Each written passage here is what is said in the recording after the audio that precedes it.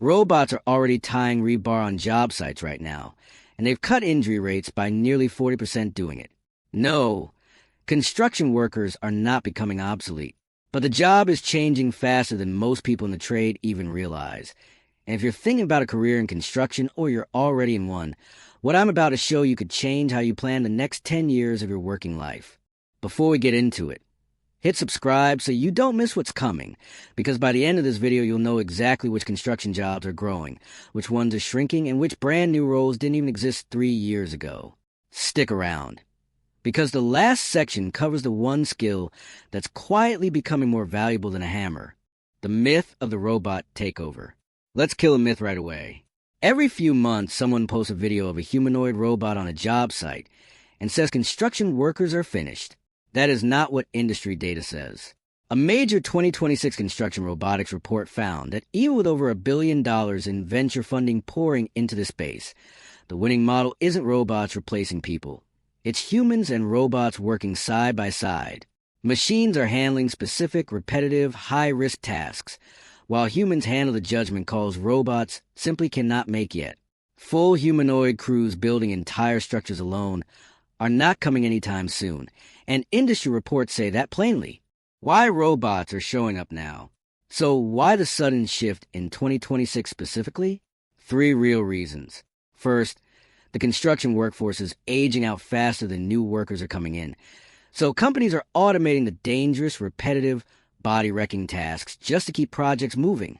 Second, these robots generate detailed data that's now treated as a business asset on its own, used for quality checks and scheduling. Third, and this is the big one, most contractors aren't buying $500,000 robots outright anymore.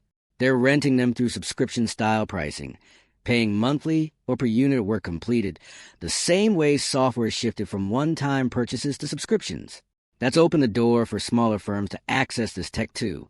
The job's being automated right now. Here's what's actually being automated on real job sites today, not hypothetically. Rebar tying robots that crawl across rebar mats using computer vision to find intersections and tie them automatically, cutting injury rates by around 40% on large infrastructure projects. Layout robots that print precise site plans directly onto floors from digital building models, saving hundreds of man-hours and eliminating measurement errors.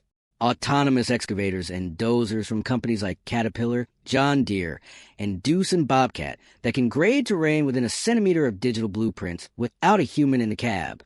Drones doing daily site surveys and safety inspections in places too dangerous for a person to easily access. These are not concepts. These are working right now on live projects in 2026. The new job titles you haven't heard of. This is the part most people miss. Automation isn't just deleting jobs. It's creating brand new ones. Robot operator is now a real, growing job title, where workers who used to swing a sledgehammer are instead managing a fleet of 3 or 4 automated machines from a tablet.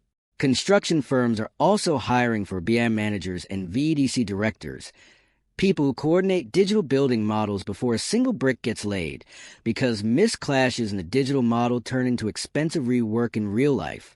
There's also rising demand for drone pilots, reality capture technicians who compare plan designs against what's actually being built, and AI-assisted estimators who use machine learning to generate accurate project takeoffs in a fraction of the time it used to take. What's not changing? Here's the honest part nobody likes to admit in these videos. Despite everything I just told you, 82% of construction firms in 2026 are still struggling to fill hourly craft roles, and 80% are struggling to fill salary positions. The labor shortage is not being solved by robots. It's being partially patched by them. Superintendents, project managers, safety directors, and skilled tradespeople are still the backbone of every project. Technology fails constantly when there's no one in place to plan the sequence, manage safety, and actually run the machine. A robot sitting idle because nobody was trained to operate it is just an expensive paperweight, and that's happening more than companies like to admit. The skill that matters most now. So if there's one thing to take from this video, here it is. The construction workers who thrive over the next decade won't necessarily be the strongest or the fastest with a tool. They'll be the ones comfortable managing technology alongside traditional hands-on skill. That means basic digital literacy, comfort reading a BIM model, willingness to learn how to operate or oversee a robotic system. These are becoming as valuable as knowing how to frame a wall. The construction industry isn't disappearing, and it isn't turning into a robot factory either. It's turning into a hybrid trade, part physical, part digital. And the workers who adapt to both sides are the ones who are going to be impossible to replace. If this gave you a clearer picture where construction is actually headed, subscribe for more videos breaking down where real industries are going, not the hype version. And drop a comment telling me if you want to learn robot operation on a job site. I'm curious how many of you are already seeing this shift firsthand.